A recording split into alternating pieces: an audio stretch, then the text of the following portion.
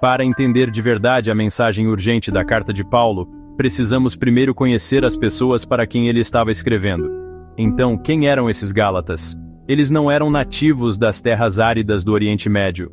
Em vez disso, suas origens remontam às tribos celtas da Gália, o mesmo povo que vagava pela Europa antiga. Esses guerreiros ferozes migraram para o leste no século III a.C., cruzando para a Ásia Menor, o que hoje chamamos de Turquia, e se estabelecendo em um planalto central. Esse território ficou conhecido como Galácia, a terra dos gauleses.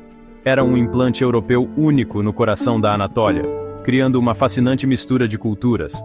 Ao longo dos séculos, esses colonos celtas se assimilaram, adotando costumes e línguas helenísticas, enquanto mantinham elementos de sua herança distinta.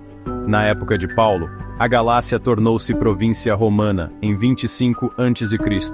A região ficou sob lei e administração romana, com paz e infraestrutura, especialmente estradas que facilitaram comércio, viagens e a fé cristã.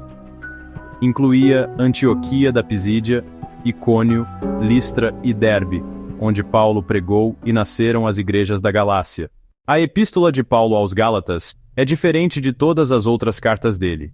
Não há uma oração inicial suave. Em vez disso, há choque, urgência e justa indignação. Os Gálatas estavam rapidamente abandonando o verdadeiro evangelho por outro, que não é evangelho algum. Falsos mestres se infiltraram após a partida de Paulo.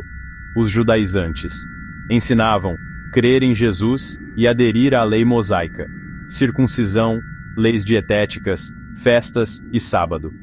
Acrescentavam obras como requisito, corrompendo a graça. Também atacaram Paulo, tentando desacreditar seu apostolado.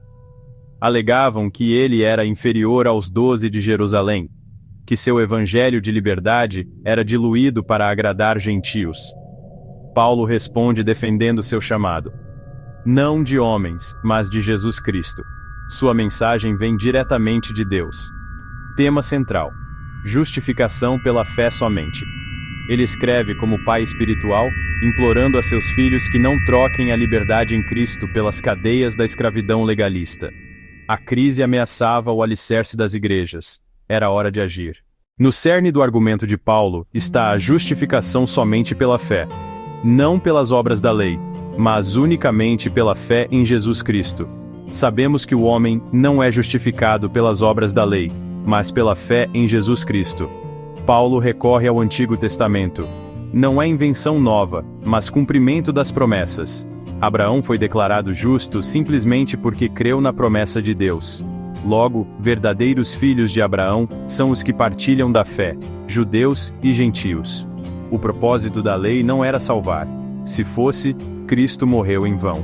Ela serviu como guardião, um tutor, revelando o pecado e nossa incapacidade, confinando todos sob o poder do pecado, para nos conduzir a Cristo, para sermos justificados pela fé.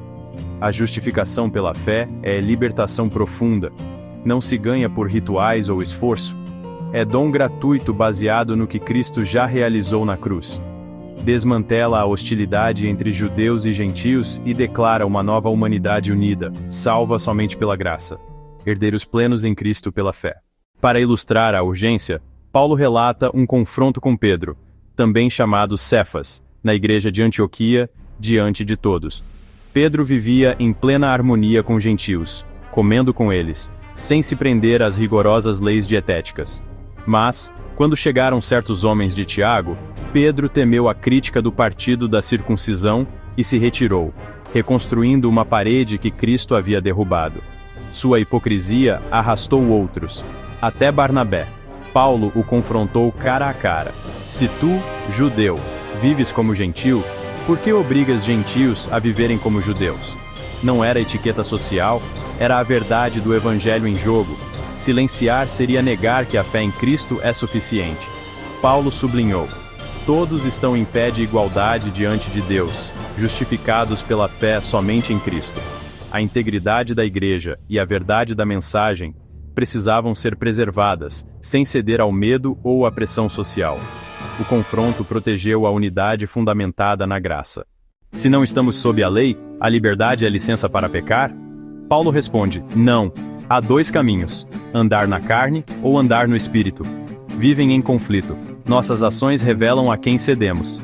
As obras da carne são evidentes e destrutivas: imoralidade sexual, impureza, sensualidade, idolatria, feitiçaria, inimizades, brigas, ciúmes, iras, rivalidades, dissensões, divisões, invejas, embriaguez, orgias e coisas semelhantes. Quem vive assim, não herdará o reino de Deus. Em contraste, o fruto do Espírito, no singular, amor, alegria, paz, paciência, amabilidade, bondade, fidelidade, mansidão, domínio próprio. Contra tais coisas, não há lei.